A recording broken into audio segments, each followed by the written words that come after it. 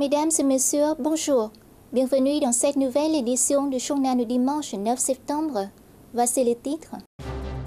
Lors de la réunion périodique du gouvernement vietnamien le 5 août à Hanoï, placée sous l'égide du Premier ministre Nguyen Thanh Dung, le gouvernement a affirmé accorder toujours la priorité au développement économique et à la maîtrise de l'inflation.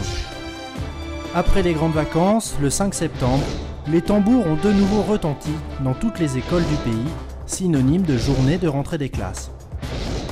Un réseau depuis Champa a été reconnu en tant que patrimoine historique national.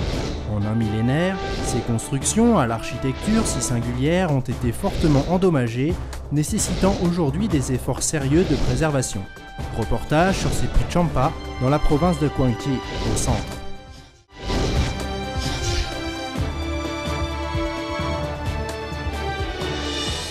Les membres du gouvernement se sont réunis le 5 août à Hanoï sous l'égide du Premier ministre Nguyễn Tấn Dũng pour discuter de la situation socio-économique de 2012 et du plan de développement socio-économique pour 2013.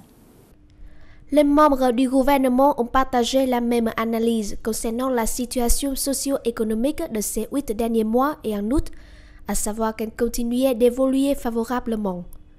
Concrètement, la hausse de l'indice des prix à la consommation n'a cessé de ralentir tout au long des 5 premiers mois de l'année. En août, l'indice des prix à la consommation a augmenté de 0,63% par rapport à juillet, soit la plus forte hausse en 6 mois. Ils ont approuvé le rapport de mise en œuvre du plan de développement socio-économique de 2012 ainsi que les objectifs essentiels pour 2013. En voici l'inventaire.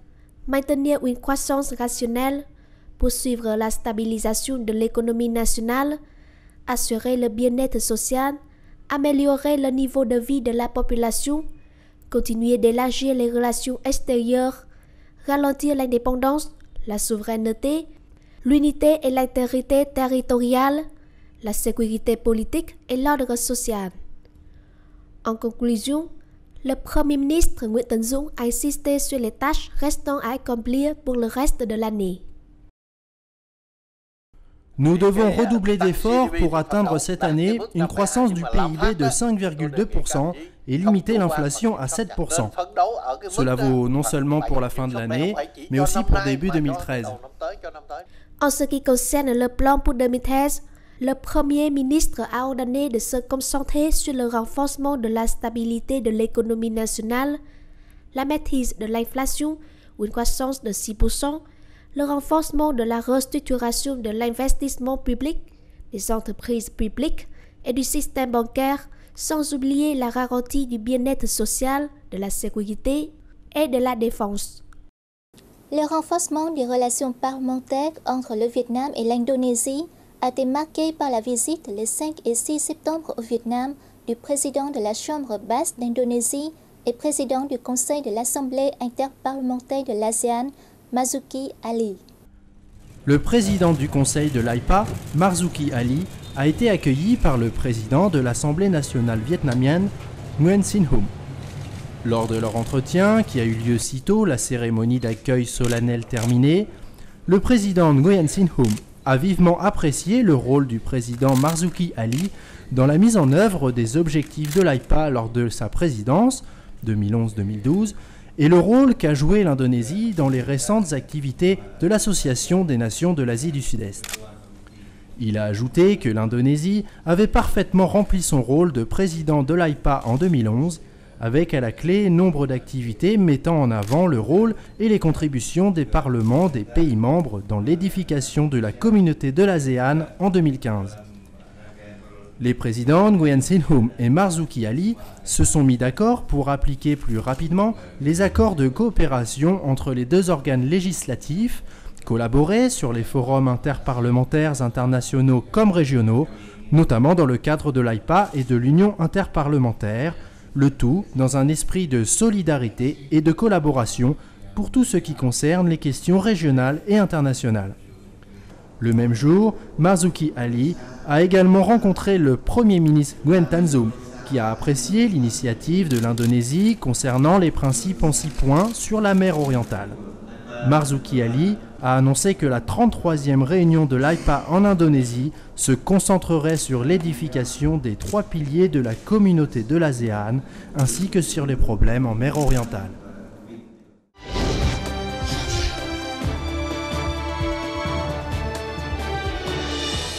La deuxième conférence mondiale de l'agriculture, de la sécurité alimentaire et du changement climatique ayant pour thème fin d'action a eu lieu à Hanoï en présence du Premier ministre Nguyễn Tấn Dũng. Dans son allocution de virtueux, Nguyễn Tấn Dũng a souhaité voir les participants trouver les meilleures solutions pour accélérer le développement agricole et mieux assurer la sécurité alimentaire face au changement climatique, notamment en zone rurale. L'agriculture a un rôle très important au Vietnam et, en tant que tel, bénéficie d'une priorité dans le cadre de la stratégie de développement socio-économique du pays. Grâce aux efforts déployés durant plusieurs années, le Vietnam est devenu aujourd'hui le 2e exportateur mondial de riz, alors qu'il souffrait auparavant d'une pénurie alimentaire. En cette nouvelle période de développement, l'agriculture du Vietnam poursuit sa modernisation, l'objectif étant qu'elle puisse répondre durablement aux besoins de la consommation nationale et exporter des produits compétitifs. Sachant que le pays sera l'un des plus touchés par le changement climatique, le Vietnam accélère la marche de restructuration de son agriculture en exploitant ses atouts, en misant sur la recherche scientifique, en réformant les politiques foncières et en promouvant une agriculture propre. Outre les investissements publics, il encourage également les entreprises à investir dans ce domaine. Un comité national sur le changement climatique a même été créé afin de mettre en œuvre la stratégie et le programme national pour ce secteur. Nous sommes disposés à coopérer avec les autres pays et les organisations internationales dans l'expérimentation de modèles d'agriculture verte au Vietnam.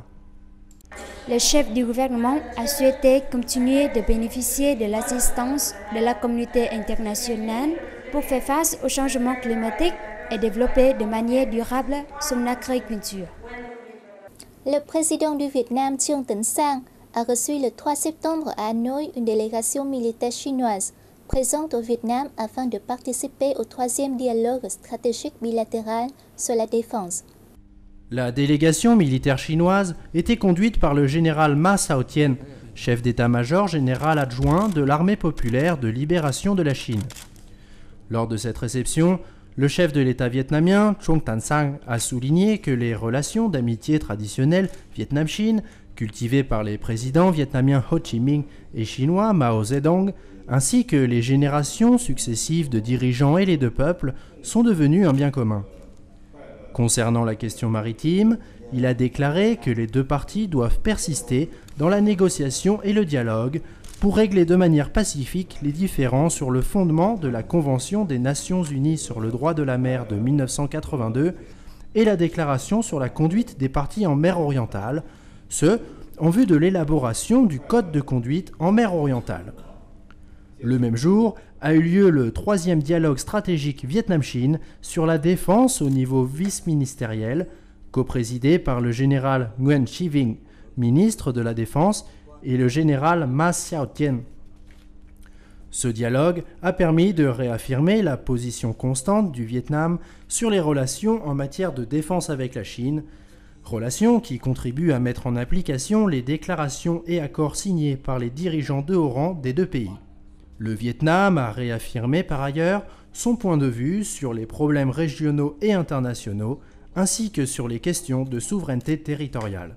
À la clôture de ce dialogue, les deux parties se sont déclarées satisfaites des résultats obtenus. Les généraux Nguyen Chi Vinh et Mao Zedong ont ensuite assisté à la signature d'une convention de généralisation de la coopération dans la formation militaire.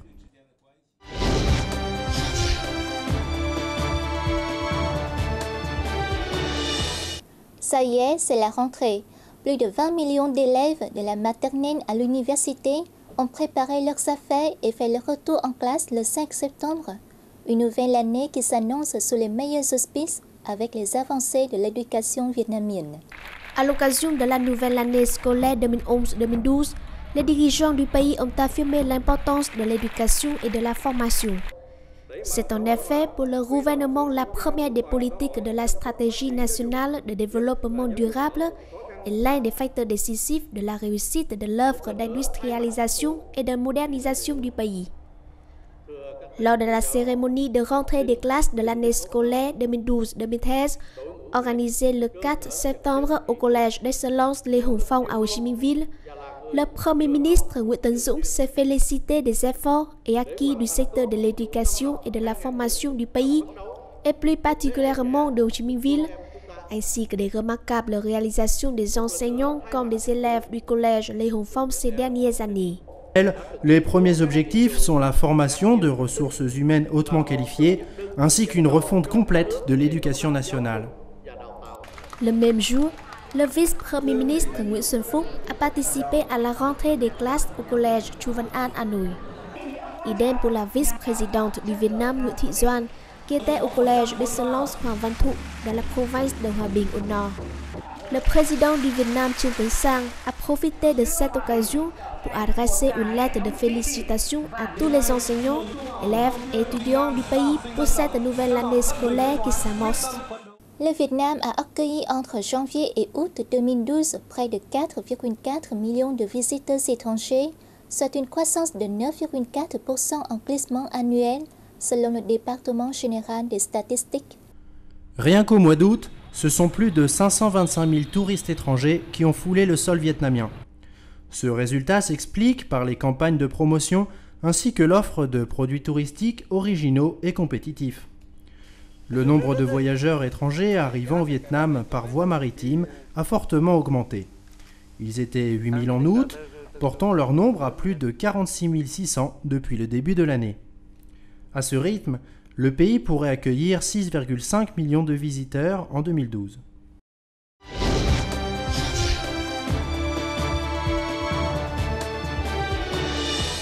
La commune de Do An, district de Do Linh, province de Quảng Trị, abrite 14 puits datant de l'époque Champa.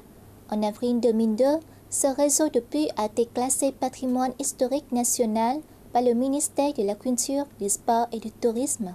Les anciens puits de Do An sont connus au Vietnam comme à l'étranger pour leur architecture Champa si singulière. Répartis dans 7 hameaux, An Hướng, An Nha, Long Sơn, Tân Văn, Hảo Sơn, An Nhan et An Hưng, ces puits portent des noms très originaux. Máng, Cheno, ông Monsieur, bà, Madame, Ougai et Pin. Selon les archéologues, ces puits ont été construits entre le 9e et 11e siècle. La paroi est formée par de grandes pierres superposées et les puits sont alimentés en eau par le ruissellement des collines et montagnes alentours. Avec une eau toujours limpide, même en période de sécheresse, ces puits approvisionnaient autrefois les habitants en eau propre et servaient à irriguer les champs. Je vois ces 3 puits depuis que je suis né, mais je ne sais pas en quelle année ils ont été construits. Pendant la guerre contre les Américains, ils ont été détruits, puis remis en état par des habitants. Le problème est que l'intervention des habitants, aussi salutaire qu'elle soit, a eu pour effet de défigurer plusieurs puits, leur faisant perdre leur beauté originelle. Des parties entières, comme des rigoles servant à acheminer l'eau dans les champs, à l'origine en pierre, ont été bétonnés. Certains puits ont subi de lourds dommages en raison de glissements de pierre ou ont été purement et simplement ensevelis.